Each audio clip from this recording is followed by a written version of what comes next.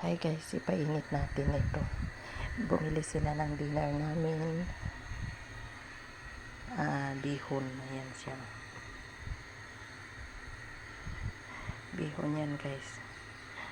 Gulay. Papainit ko itong isda. May alak po yan at saka luya, gatas.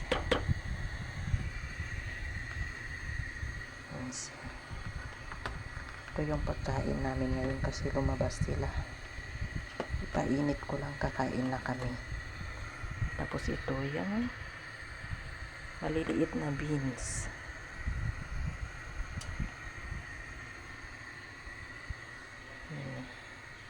Thank you for watching. Ito yung dinner namin ngayon. Isda yan guys. Ayan siya. Prinitong isda. Tapos sinabawan. Yan lang po. God bless.